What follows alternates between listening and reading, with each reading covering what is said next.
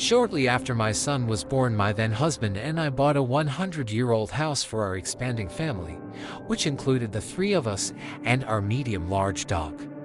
As someone who grew up afraid of the dark after a strange incident with a neighbor boy looking in my windows as a child, I repeatedly had to tell myself that the creaks and thumps and sounds were normal for a house of that age with old-growth trees that bumped the roof and scraped the windows at night, and noisy radiant heat, and a back gate that wouldn't stay shut and clanked in the wind.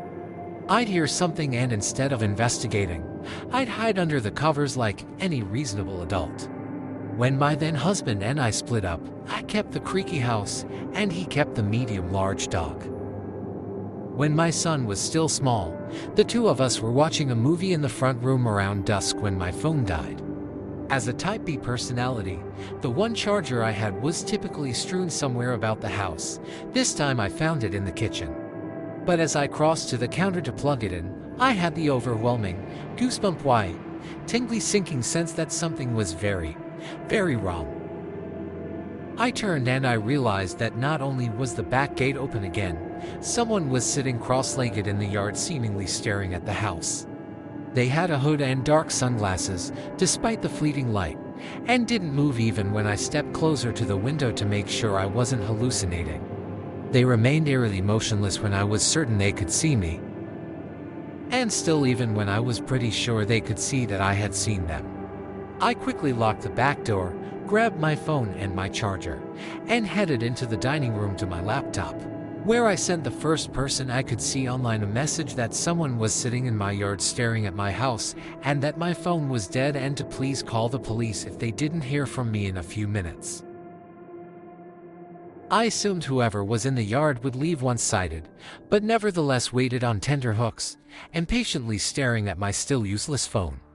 After an awkward conversation with my son about why we weren't going to the kitchen to get a glass of water, it finally lit up and I was able to call 911. I tried to calmly explain to the dispatcher that I was sure the person was gone, but begged that they please send an officer to check my yard as the motionless staring was unsettling at best.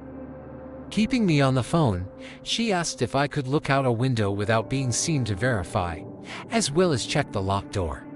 I awkwardly crept as stealthily as I could toward the kitchen, slowly realizing that while the back door was locked, it also had a very clearly too large dog door with no functioning way to block it.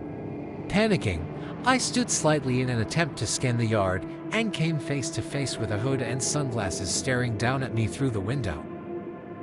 At this point I was incoherent as the dispatcher urged me to grab my son and hightail it to a locked room.